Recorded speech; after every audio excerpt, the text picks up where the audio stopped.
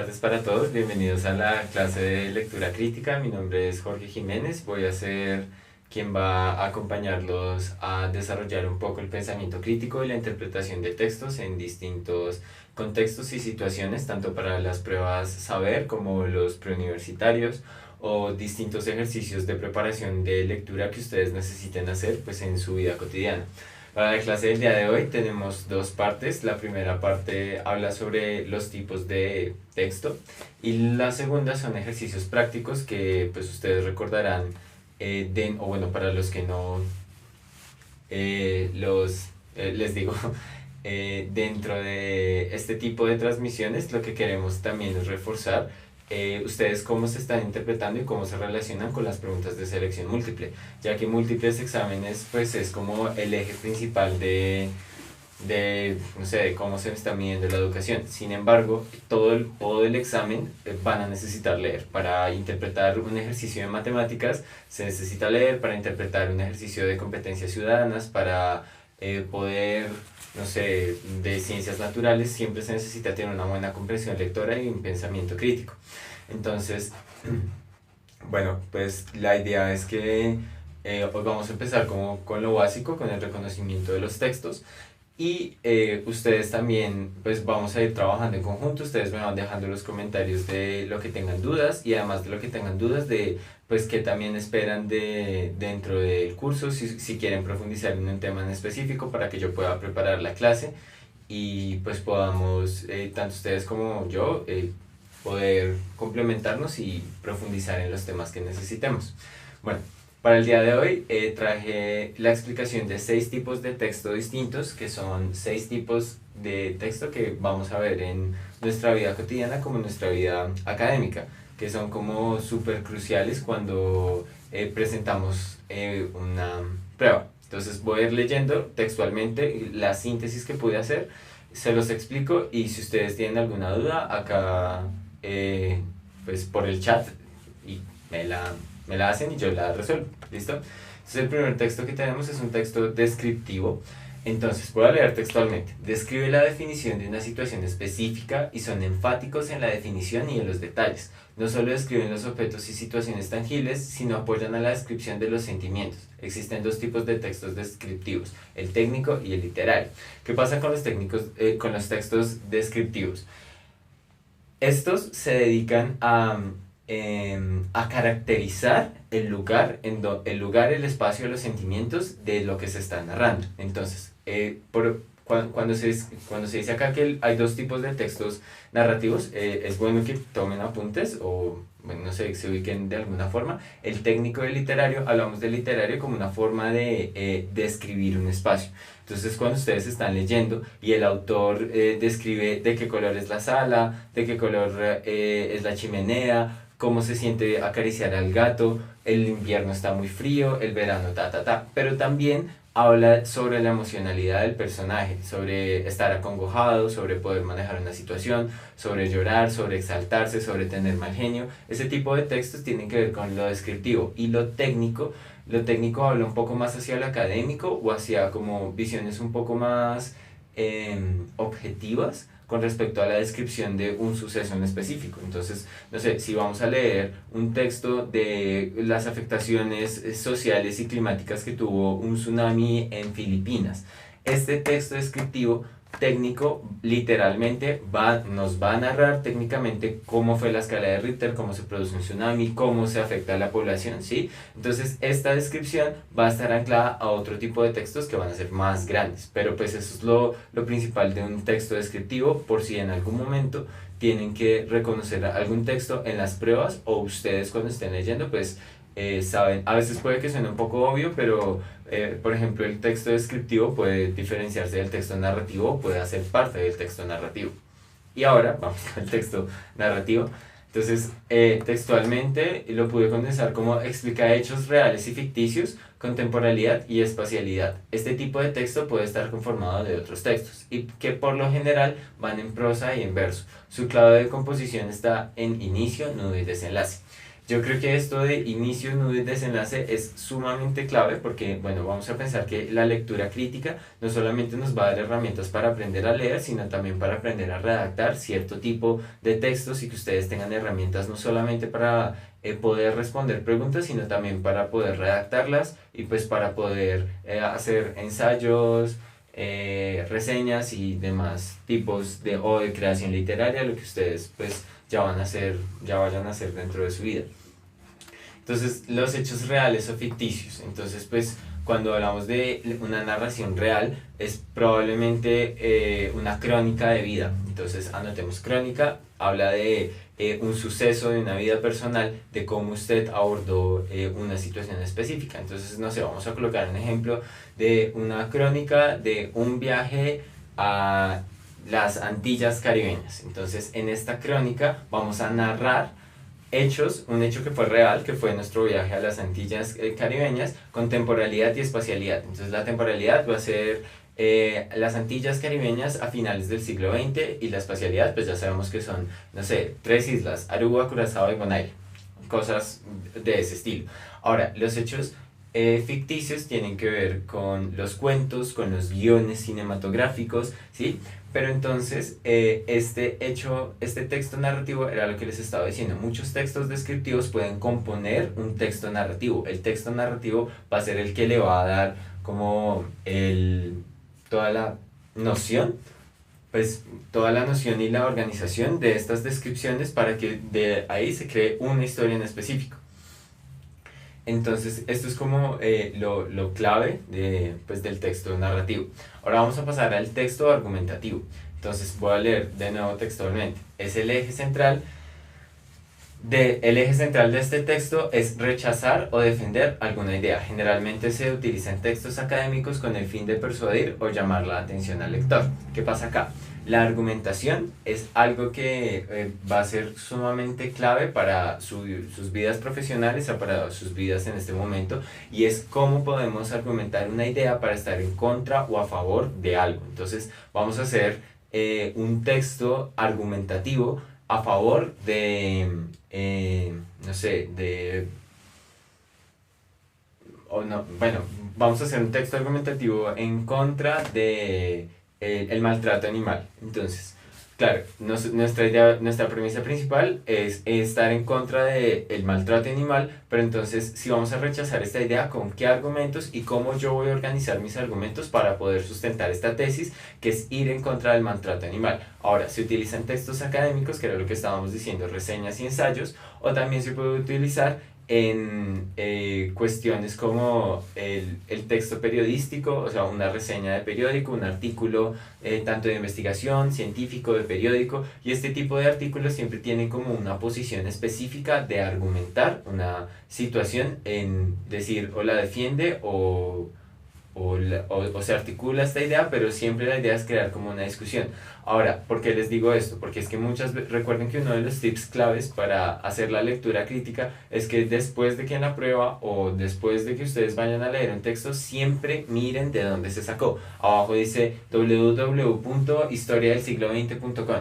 Esto les va, o bueno, puede decir como autor Jorge Jiménez está. Si ustedes conocen a Jorge Jiménez y conocen a la historia del siglo XXI, tal. O sea, este tipo de cosas los va a orientar y a saber de dónde viene el texto, y al saber de dónde viene el texto saben si es un artículo, si es una opinión. Por ejemplo, los textos argumentativos siempre tienen autores que han tenido una trascendencia académica. Ahora, estos autores pertenecen o a escuelas históricas o tienen un contenido político enfático, sea liberal, conservador, izquierda, derecha, ¿sí? Y eso a ustedes los va a ubicar sumamente clave. Además, no es lo mismo que ustedes vayan a interpretar una narración sobre nuestro viaje a las Antillas a sobre cuál ha sido la política actual de las Antillas neerlandesas en el Caribe. Este tipo de cosas nos van a dar como una alusión de yo cómo puedo responder tanto lo argumentativo como lo narrativo desde el reconocimiento de estos textos. Listo, tenemos acá el texto expositivo. Su fin principal es informar de manera objetiva una narración sin ánimos de notar la postura de quien lo está escribiendo. Existen dos tipos de textos expositivos, los de divulgación y los técnicos. Este texto expositivo también puede pasar, como les dije, o sea, la creación de los textos se puede componer de muchos textos dentro de una misma creación. Entonces, este texto expositivo podría articularse a un texto argumentativo. Ahora, los expositivos siempre tienen que ver como con sentar una postura más objetiva, que es lo que estamos viendo acá. ¿Qué es lo objetivo? Que de alguna forma no tiene discusión. ¿Cuáles son los textos objetivos que nosotros estamos viendo? Normalmente, académicamente, son los textos científicos, los que tienen que ver con las ciencias exactas. ¿Cuáles son las ciencias exactas?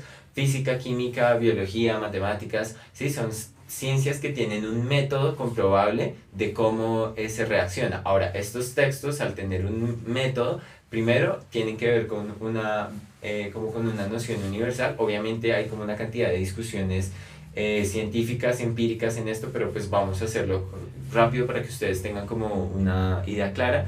Como estos textos tienen una noción universal porque hay un método de comprobación, estos textos exponen a nivel universal y de la forma más objetiva que, o sea, se narra como de la manera más objetiva, como entender el bosón de Higgs, que es como una partícula de donde proviene todo, el Big Bang.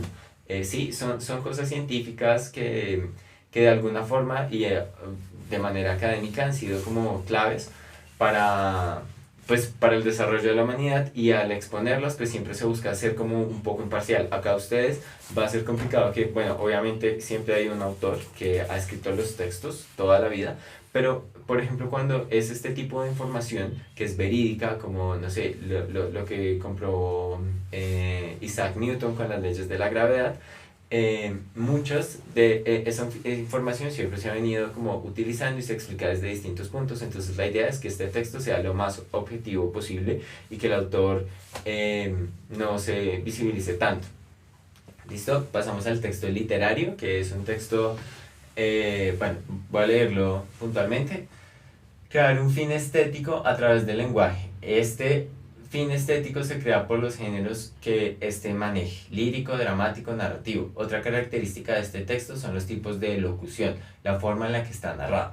Entonces, hablamos que el primer elemento es crear un fin estético a través del lenguaje. Entonces, este fin tiene que ver, bueno, la estética es la composición de este texto. Entonces tiene que ver, por ejemplo, con la descripción de cómo se está narrando el autor, de si entonces es dramático, qué tipo de drama es, en dónde sucede, ¿sí? O sea, esta estructura estética lo da el texto literario, que tiene que tener coherencia y cohesión dentro del texto para poder, pues para que sea agradable a la lectura de cualquier persona.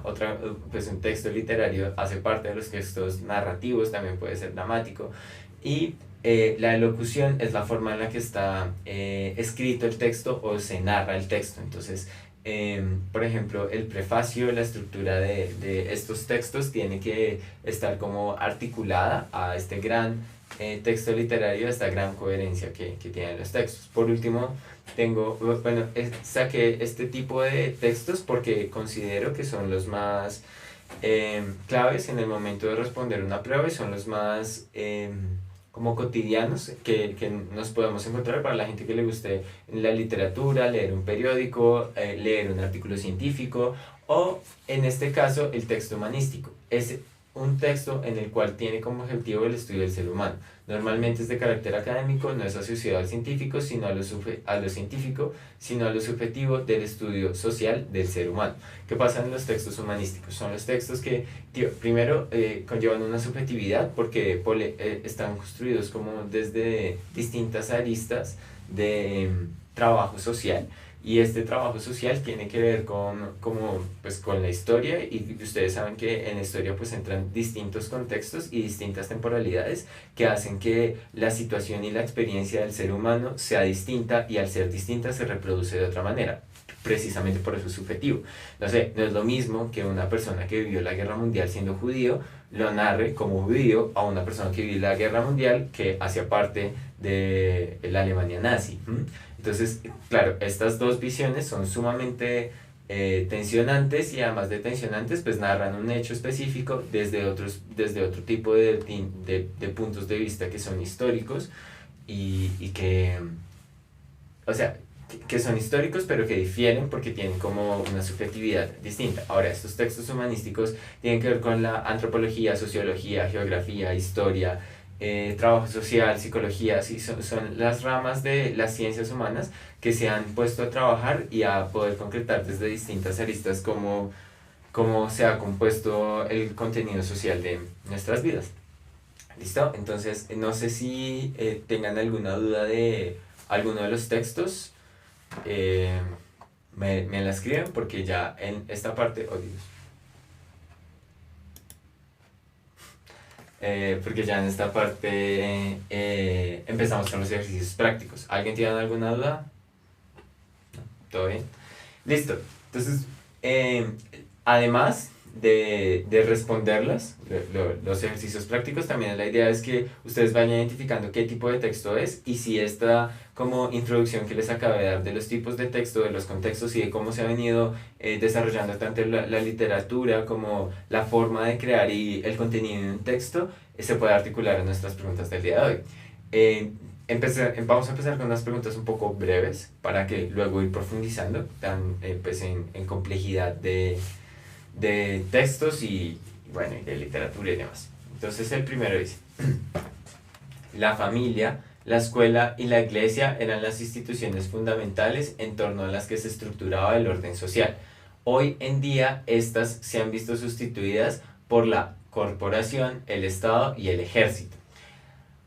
La comparación entre las dos oraciones supone A, una transición, B, una ruptura, C, una continuación, D, una coyuntura. ¿Ustedes qué dicen? Recuerden que es clave, pues yo doy un tiempo para que ustedes nos digan y ahí miramos cuál es la que ustedes piensan más y luego explicamos todo. Sin embargo, la idea es tener los tips. Miren los signos de puntuación, eso es clave. O sea, acá hay dos ideas. La primera, la familia, la escuela y la iglesia eran las instituciones fundamentales en torno a las que se estructuraba el orden social. Primera idea. Segunda idea, hoy en estas se han visto sustituidas por la corporación, el Estado y el ejército. ¿Qué tiene que ver la corporación, el Estado, el ejército y la familia, la escuela y la iglesia? Relacionen estos dos tipos estas tres instituciones de la vida social del ser humano y miren si lo que hace es una transición, una ruptura, una continuación o una coyuntura. ¿Qué han dicho? No, todavía no han dado respuesta. Entonces, Vale. esperar. Bueno, pues podemos empezar de abajo para arriba explicando un poco para ver si se animan un poco a contestar. Una coyuntura tiene que ver como con un hecho específico supremamente álgido de alguna situación. Entonces, claro, la coyuntura de este momento puede ser, no sé, la situación política venezolana, que es algo que todos hemos escuchado y bueno, o sea, que de alguna forma es álgido para la vida cotidiana y que pasa a una escala también mundial. Una continuación tiene que ver con un relevo de algo. Entonces, no sé, si yo estoy haciendo esta clase de lectura crítica y la dejo, pero entonces dejo a otro compañero mío, eso es una continuación de un mismo hilo de texto, pero tiene el mismo fin, ¿sí? Entonces, continuar algo tiene que ver con que ustedes van a seguir recibiendo clases de lectura crítica, pero con otra persona que no sea yo. Eso es una continuación. Una ruptura es que definitivamente no vamos a tener más clases de lectura crítica y las vamos a reemplazar por clases de italiano o de lectura crítica en italiano, ¿sí? Esa ruptura tiene que ver con distintas perspectivas que no tienen nada que ver. Ahora, una transición es que tenemos un mismo hecho, pero ese mismo hecho cambia por otro tipo de cuestiones que en este momento son más importantes. Entonces vamos a pasar de una clase de, no sé, de lectura crítica a una clase de crítica y comprensión textual en el cine, qué sé yo. Entonces ahora profundizamos más porque, no sé, ahora todos nosotros somos cineastas, entonces eso es lo que necesitamos porque ya sabemos mucho de lectura crítica. Eso es una transición. ¿Qué dicen? Bueno, la mayoría dicen que es la... Vale. Bueno, muy bien, para todos los que dijeron una transición, efectivamente sí es una transición, es por la argumentación que acabé de dar, de que en últimas la escuela, la familia y la iglesia son los espacios de socialización temprana del ser humano, y al ser, bueno, aún lo son, pero ahora la corporación del Estado del Ejército estatalmente se le ha dado, o políticamente se le ha dado más peso para que puedan, para que las personas puedan transitar en estos ámbitos, ¿listo? Igual, si ustedes tienen alguna duda, por favor díganme y paramos o volvemos o no sé. Listo. Ejercicio número 2. El declive intelectual de los Estados Unidos se debe a dos factores: el cambio de las razas que migran a nuestro país y el hecho de que cada vez entran en él representantes más ineptos de cada raza.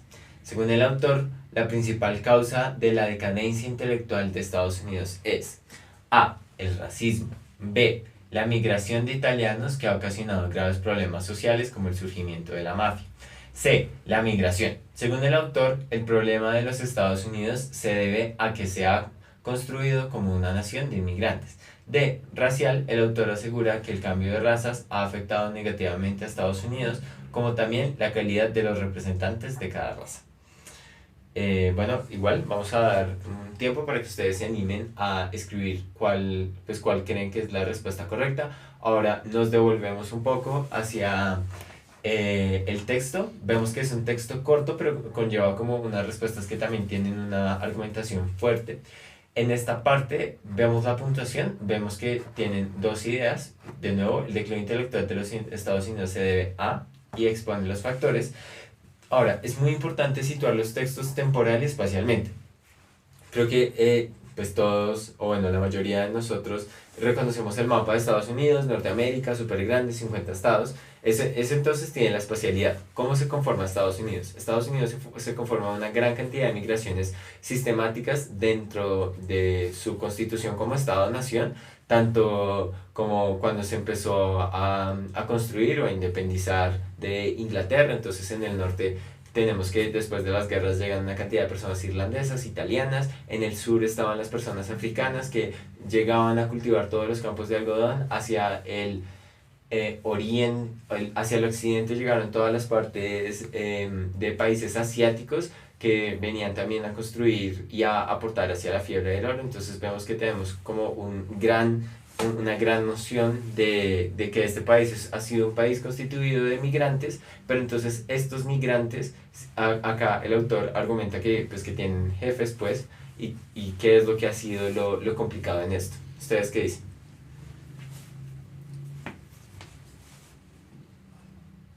Bueno, Diana, Angie, Andrés dicen que es la D, ¿De? Angélica, sí, Lady. Y hay otro grupo de personas que dicen que es la C, ¿Quién es el más grande? el de la D. De ahí, listo. Bueno, entonces empecemos. Yo no les voy a decir nada, ahorita vemos la respuesta, pero vamos a empezar respuesta por respuesta. A, el racismo. ¿Qué es el racismo?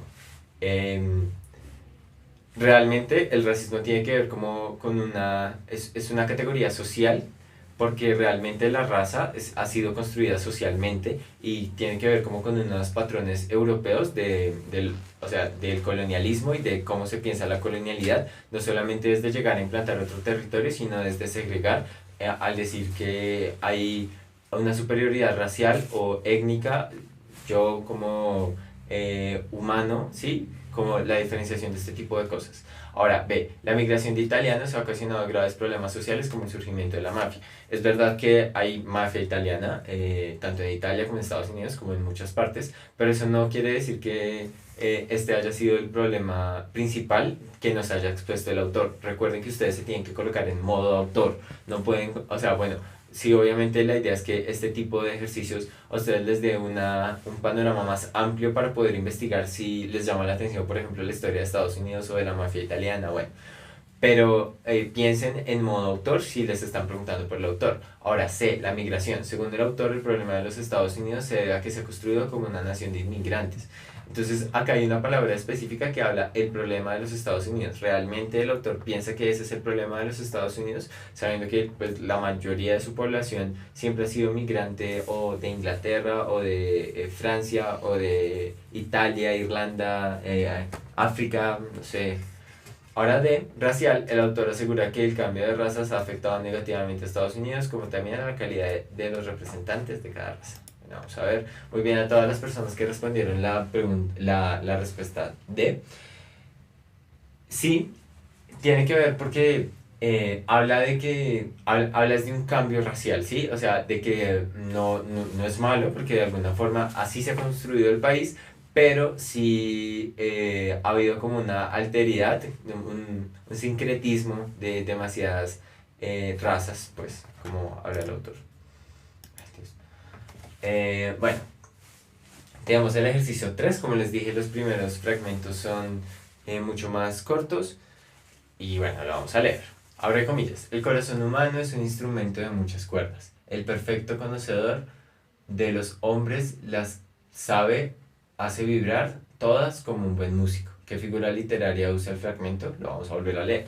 El corazón humano es un instrumento de muchas cuerdas. El perfecto conocedor de los hombres las sabe hacer vibrar. Las sabe hacer vibrar todas como un buen músico. ¿Qué figura literaria utiliza el fragmento? A. La metáfora. B. La onomatopeya. C. La exclamación. D. La tautología. ¿Qué creen ustedes? Recuerden que estas son figuras literarias que podemos profundizar más detalladamente. Hoy démosle como más peso a los tipos de texto que tenemos y el reconocimiento de los tipos de texto, y luego tendremos una clase específica sobre figuras literarias para poder reconocerlas, porque creo que es un tema como súper amplio. ¿Qué dicen ellos? La mayoría dice que es la A, bueno, de hecho todos, y Ricardo dice que es la A porque hace una comparación. Sí, muy bien Ricardo y muy bien a todos. Sí, es la A, ya que una metáfora tiene que ver con contraponer o representar una idea de otra forma que no tiene que ver esa misma idea, ¿sí? Entonces, normalmente se utilizan los poemas, muy bien a todos, para el reconocimiento de la figura literaria. Listo, vamos al ejercicio número 4. Dice, lea el siguiente extracto de un artículo de Jorge Blandón para la revista Arcadia, publicado el 19 de septiembre de 2017. Entonces, por ejemplo, acá podemos tener el reconocimiento de un texto argumentativo, de un texto periodístico que tiene que ver de defender o no una postura. Miremos entonces cómo lo ha hecho. Entonces, eh, abre comillas, las mujeres y hombres del barrio fueron arrinconados por una guerra que no era de aquí y donde personajes siniestros venidos de otros lugares instalaron un fortín donde iban incorporando una nueva especie de verdugos a sueldo, mano de obra barata sin calificar, segura de sus actos, sin temblor en mano, con la sangre fría. Estos se paseaban por la esquina haciendo las veces de falsa autoridad. Y todo esto a plena luz del día. Todos sabían, pero nadie decía nada. Con respecto al contexto de la lectura, se puede afirmar que se trata de... Ahora, volvamos a leer para que ustedes tengan como un contexto más claro, ya que es un poco más extenso. Las mujeres y hombres del barrio fueron arrinconados por una guerra que no era de aquí y donde los personajes siniestros, venidos de otros lugares, instalaron un fortín, donde iban incorporando una nueva especie de verdugos a sueldo, mano de obra barata, sin calificar, segura de sus actos, sin temblor en su mano, con la sangre fría. Estos se paseaban por la esquina haciendo las veces de falsa autoridad. Y todo esto a plena luz del día. Todos sabían, pero nadie decía nada. Recuerden de los elementos que estábamos hablando, de la especialidad, de la temporalidad, de qué contexto nos habla, de si saben quién es Jorge Blandón, qué es la revista Arcadia, miren la fecha en la que se publica, esto será contemporáneo o no. Estas preguntas que acabo de hacer, creo que son las preguntas cruciales que ustedes se tienen que hacer cuando lean cualquier texto, ya que pues esto los va a ayudar pues a responder que en estos momentos con respecto al contexto de la lectura se puede afirmar que se trata de, miremos las opciones, uno de violencia, uno calmado, uno típicamente colombiano, no hay ningún contexto. Yo creo que realmente todo texto, bueno, la mayoría de todos los textos tienen un contexto específico que ubica al autor. Entonces yo descartaría la D, pero ustedes ¿qué dicen? ¿Cuál creen que es?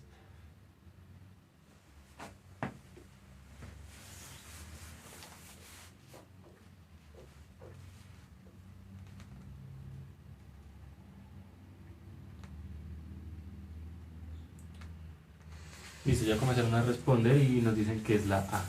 La A. Bueno, muy bien a todos los que dijeron la A, efectivamente El contexto no es específico a algún lugar, solamente habla de algún barrio que no sabemos qué barrio es, pero esto hace que las personas realmente sientan una angustia y una zozobra con respecto a cómo se está describiendo este tipo de contextos agresivos. ¿Listo? Vamos para el ejercicio número 5. Lea la siguiente entrada al blog de la Universidad de los Andes 070 y de su sección Palabras en disputa de la autora Emilia Pizano. Abre comillas. Y el feminismo me ha recibido con un abrazo cálido y amoroso para decirme que está bien, que no estoy loca, que no estoy sola, que no me lo he imaginado todo y que hay muchas dispuestas a luchar conmigo y ayudarme a sanar. Y entonces sí, en mi feminismo hay rabia, y rabia hacia varios hombres, pero sobre todo mucho dolor, y lo honro y lo acepto y no lo callo más, porque sufrir en silencio no es bonito, ni digno, ni justo. Seleccione otra manera de decir en este texto y sin cambiarle el sentido de adjetivo dispuestas. Volvamos a leer, para que ustedes pues tengan como una forma clave de cómo van a cambiarle el sentido de dispuestas. Y el feminismo me ha recibido con un abrazo cálido y amoroso para decirme que está bien, que no estoy loca, que no estoy sola, que no me lo he imaginado todo y que hay muchas dispuestas a luchar conmigo y ayudarme a sanar. Y entonces sí, en mi feminismo hay rabia, rabia hacia varios hombres, y rabia hacia varios hombres, pero sobre todo mucho dolor, y lo honro y lo acepto y no lo callo más, porque sufrir en silencio no es bonito, ni digno, ni justo. ¿Listo? Entonces yo creo que esto tiene que ver también que cuando ustedes lean un texto tienen que tener la responsabilidad de saber con qué sentimiento lo está exponiendo la otra persona, ¿sí? Cuando se habla de textos en este momento, que, como este, que no es del todo melancólico, pero que sí habla a una situación de violencia, pues uno tiene que tener también la responsabilidad de ponerse en el papel de estas personas que nos están compartiendo un espacio de su vida o un espacio de cómo se narra una situación para poder interpretarlo y desde ahí poder responder de la manera más verídica posible. Entonces vamos a ver las opciones de respuesta. No sin antes volvamos a leer pues la incógnita principal de esto. Seleccione de manera, es decir, en este texto y sin cambiarle el sentido, el adjetivo de dispuestas. Entonces A, con salud. B, a la ventana. C, con dolor. D, con voluntad de. ¿Ustedes qué piensan? ¿Cuál es el eje principal del texto? ¿Será la salud? ¿Será la venta? ¿Será el dolor? ¿Será la voluntad de? Precisamente por eso les estaba dando como la explicación pasada de que también hay que ponerse un poco en la situación del autor o de interpretar este contexto que muchas veces cuando tenemos una situación álgida conlleva a desarrollar más las ideas y a desarrollar un poco más el sentimiento de nosotros hacia cómo abordar este tipo de problemas y de textos. ¿Qué nos dicen? Nos dicen que es la D. De- Bueno, muy bien, a todos los que dijeron la D, sí, habla más de la voluntad que del dolor, creo, pues, y que de la salud, aunque también podríamos hablar un poco de, bueno, si la autora fuera un poco más enfática en estos dos tipos de acciones, pues sí podríamos ver, aunque creo que tanto la salud como el dolor tienen que ver en estas situaciones. Listo, ejercicio número 6. El problema, abre comillas, el problema aquí es la obvia solución de tolerancia, el respeto mutuo a las sensibilidades ajenas.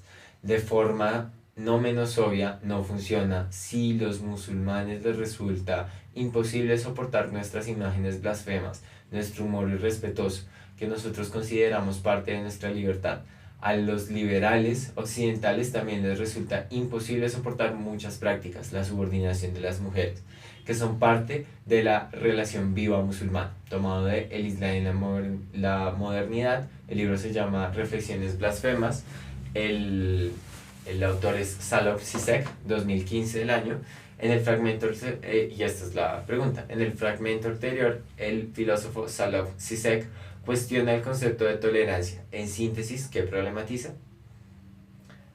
Otra vez, en el anterior fragmento cuestiona el concepto de tolerancia, en síntesis, que se problematiza. Entonces volvamos a leer. El problema aquí es la obvia solución de tolerancia, el respeto mutuo a las sensibilidades ajenas, De forma no menos obvia, no funciona si a los musulmanes les resulta imposible soportar nuestras imágenes blasfemas y nuestro humor irrespetuoso, que nosotros consideramos parte de nuestra libertad. A los liberales occidentales también les resulta imposible soportar muchas prácticas, la subordinación de las mujeres, etcétera, que son parte de la relación viva musulmana.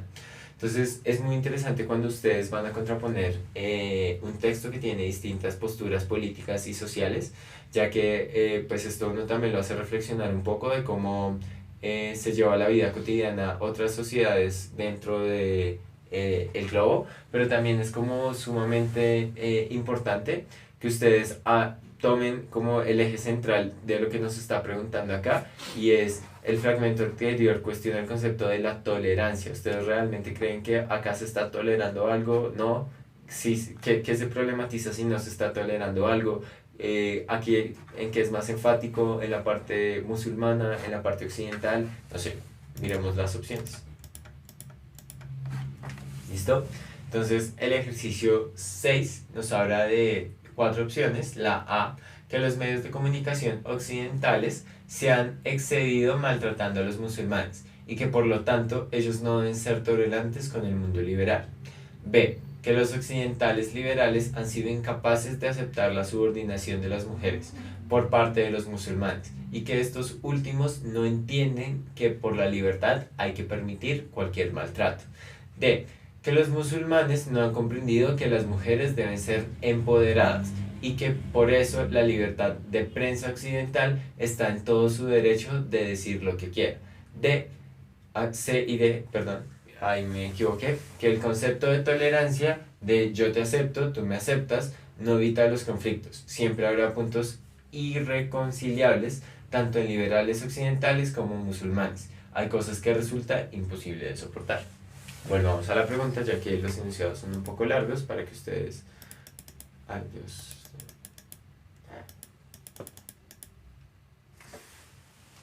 El fragmento anterior, el filósofo Salof Zizek cuestiona el concepto de tolerancia. En síntesis, ¿qué problematiza? ¿Qué dicen ustedes?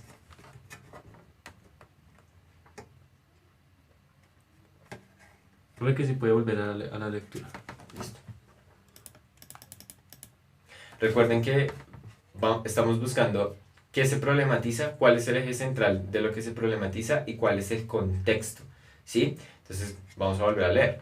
El problema aquí es la obvia solución de tolerancia, el respeto mutuo a las sensibilidades ajenas. De forma no menos obvia, no funciona si los musulmanes les resulta imposible de soportar nuestras imágenes blasfemas y nuestro humor irrespetuoso, que nosotros consideramos parte de nuestra libertad. A los liberales occidentales también les resulta imposible soportar muchas prácticas, la subordinación de las mujeres, que son parte de la relación viva musulmana. Entonces, recordemos que el filósofo es Zizek, y se toma de un texto que habla sobre el Islam de la modernidad, de las reflexiones blasfemas. Eso los puedo ubicar un poco. Ahora volvamos a leer las opciones de respuesta. A, que los medios de comunicación occidentales se han excedido maltratando a los musulmanes y que por lo tanto ellos no deben ser tolerantes con el mundo liberal. B, que los occidentales liberales han sido incapaces de aceptar la subordinación de las mujeres por parte de los musulmanes y que estos últimos no entienden que por libertad hay que permitir cualquier maltrato. C, que los musulmanes no han comprendido que las mujeres deben ser empoderadas y que por esto la libertad de prensa occidental está en todo su derecho de decir lo que quiera. Y D, que el concepto de tolerancia de yo te acepto, tú me aceptas, no evita los conflictos. Siempre habrá puntos irreconciliables, tanto de liberales occidentales como en musulmanes hay cosas que resultan imposibles de soportar. ¿Listo? ¿Qué dicen ustedes?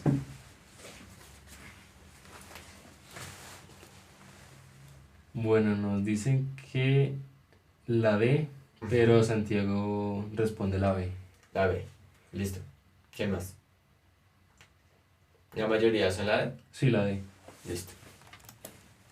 Miramos cuál. Bueno, muy bien a todos los que colocaron la D. Efectivamente, para Santiago, que colocó la B, que los occidentales liberales han sido incapaces de aceptar la subordinación de las mujeres por parte de los musulmanes y que estos últimos no entienden por la libertad que hay que permitir al maltrato. Bueno, resulta que el eje principal de la pregunta que nos estaba haciendo el autor es precisamente sobre la tolerancia y no era sobre un bando específico. Probablemente si hayan cosas verdaderas dentro de esta respuesta, como en el contexto actual, pero como estábamos hablando de la tolerancia y él nos da como una noción de que es el respeto a los valores y tal, esta vaina que acá dice que el concepto de tolerancia de yo te acepto y tú me aceptas no evita los conflictos, es cierto, o sea, realmente no, no todo el mundo está dispuesto a tolerar y la diferencia siempre va a ser parte de la vida cotidiana y de la vida social de las sociedades. Bueno, pues espero me hayan entendido, si no, si hay alguna pregunta,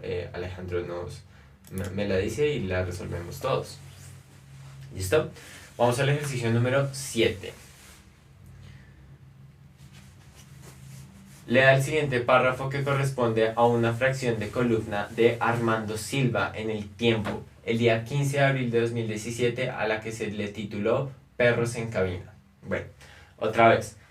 Cuando yo les digo que ustedes tengan en cuenta de dónde es tomado esto, recuerden cuál es el periódico El Tiempo, qué han leído ustedes del periódico El Tiempo, qué pasó en el 2017, qué se acuerdan de ese año y por qué Perros en cabina. Esa va a ser nuestras primeras incertidumbres, luego vamos a seguir pues en el desarrollo del texto. Entonces, tenemos, la antropóloga Maria Garman acaba de publicar un estudio sobre fronteras del humano. Cuando la vida humana pierde el valor y la vida animal se dignifica, cada vez somos más los vegetarianos, se desalienta el consumo de carne y luchamos contra el maltrato animal. Apenas 2 semanas atrás, El Tiempo publicó la noticia de que el asesinato de un oso en el Parque Nacional Chingaza sería encarcelado. Al otro día se informó que las mascotas podrían en United Airlines viajar en cabina de aviones, pero una semana después la misma aerolínea sacó de su puesto arrastrando como perro a un pasajero. Estos avances sentimentales tienen de trasfondo el hecho de correr las barreras de la inteligencia humana. No sé si ustedes consideren que es bueno volverlo a leer o primero miramos primero las opciones de respuesta y la pregunta que nos están haciendo y luego volvemos al texto. ¿Listo? ¿Qué hipótesis se podría formular de una lectura articulada del texto? A. Los humanos importan más que los animales. B. Mientras los animales adquieren un mayor precio, los humanos pierden precio. C. Los perros importan más que los humanos. D. El valor de los animales y de los humanos es el mismo. Ahora, hablemos de qué es una hipótesis. Recuerden que una hipótesis es un caso que no es totalmente real, pero que se espera llegar a, o que puede ser una opción de un caso, o sea que puede ser como una similitud o algo medianamente parecido, que tiene como objetivo dar otra definición desde otro punto de vista. Entonces volvamos a leer el texto para los que no lo recuerdan.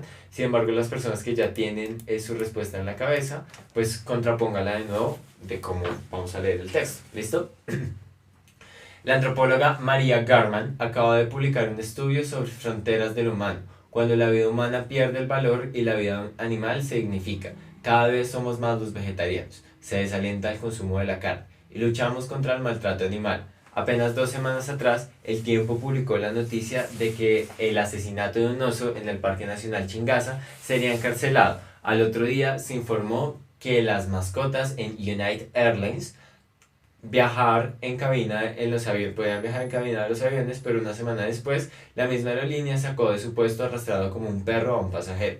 Estos avances sentimentales tienen de trasfondo el hecho de correr las barreras de la inteligencia humana.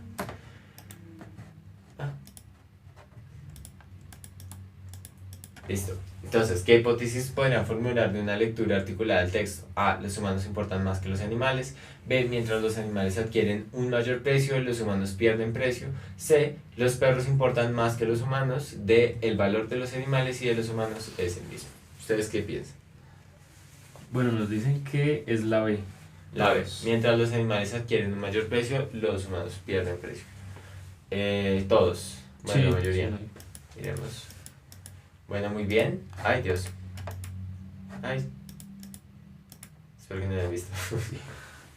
B, mientras los animales adquieren un mayor precio, los humanos pierden precio. Bueno, pues sí es una respuesta correcta, pero tiene que ver también con esta humanización de los animales, que no digo que sea algo malo, pero precisamente hay una emocionalidad más anclada a otros, a unos animales que a otros, que son pues los animales domésticos. Sin embargo, siento que me parece muy interesante de que se siga dando la lucha tanto de la pelea animalista como de reconocerlos como sujetos sentipensantes y que tienen como derecho a la vida como cualquier humano. Sin embargo, pues acá el eje principal es decir que por las situaciones que nos están narrando, los humanos son los que están perdiendo el precio. Vale. Llegamos a nuestro último ejercicio por el día de hoy. Entonces, bueno, en primer lugar encontramos el mito de lo genial, que siempre resulta inalcanzable. Los clásicos habían decretado que era un problema de paciencia. Hoy, lo genial estriba en ganar tiempo, en hacer los 8 años en hacer los 8 años lo que normalmente se hace en los 25. Simple cuestión de cantidad temporal. Se trata de ir un poco más rápido que todo el mundo. La infancia se volverá, pues, el lugar privilegiado de la genialidad. Volvemos a leer. En primer lugar, encontramos el mito de lo genial, que siempre resulta inalcanzable. Los clásicos habían decretado que era un problema de paciencia. Hoy, lo genial estriba en ganar tiempo, en hacer a los 8 años lo que normalmente se hace a los 25. Simple cuestión de cantidad temporal. Se trata de ir un poco más rápido que todo el mundo. La infancia se volverá, pues, el lugar privilegiado de la genialidad. ¿Cómo se puede sintetizar toda la información anterior al fragmento de Roland Barthes? Vamos a ver las opciones de respuesta. A. La genialidad es una cuestión de cumplir las metas lo más rápido posible. B. La infancia es el lugar privilegiado de la genialidad. C. Si antes se consideraba como genial a la persona paciente, hoy se considera genial al que hace las cosas antes y más rápido. El ejemplo del genio será el niño que ya cumplió las metas. D. La paciencia ya no es un valor apreciado en la modernidad. ¿Ustedes qué piensan? ¿Volvemos a leer el texto? No. Pues yo creo que lo vamos a volver a leer. Entonces, en primer lugar, encontramos el mito de lo genial, que siempre resulta inalcanzable. Los clásicos habían decretado que era un problema de paciencia. Hoy, lo genial estriba en ganar tiempo, en hacer a los 8 años lo que normalmente se hace a los 25. Simple cuestión de cantidad temporal. Se trata de ir un poco más rápido que todo el mundo. La infancia se volverá, pues, el lugar privilegiado de la genialidad. ¿Cómo se podrá sintetizar toda la información del anterior fragmento de Roland Barthes? Recuerden que lo que nos están pidiendo es sintetizar. ¿Listo? ¿Qué dicen ustedes? ¿Ya tienen su respuesta? Volvemos a leer las respuestas que hacemos. Bueno, ya les dijeron que es la C. ¿Todos? Sí, Sosa nos dice que la C es la que más nos da una idea principal. Bueno, muy bien a todos. C, efectivamente, además de tener una idea principal, creo que resume como los elementos claves de lo que es la genialidad y de cómo se está comparando con la infancia. Bueno, estas eran todas las preguntas que te hemos preparado para hoy. Sin embargo, quiero preguntarles si ustedes tienen alguna duda de la clase del día de hoy, si nos devolvemos a algún texto o si más bien me hacen una propuesta de qué es lo que esperan un poco para la otra clase de lectura crítica, y así vamos articulando tanto los ejercicios como lo que sabemos de los textos, del contexto mundial y de por qué es importante realmente interpretar de una forma crítica la lectura, tanto como poder generar habilidades para la comprensión lectora y las competencias escritas. Recuerden que leer a ustedes les va a dar un elemento muy grande tanto de vocabulario como de estructura gramatical, como de cohesión, coherencia. No sé si hay alguna pregunta. No, señor. ¿Y han dicho algo de qué quieren para la otra clase?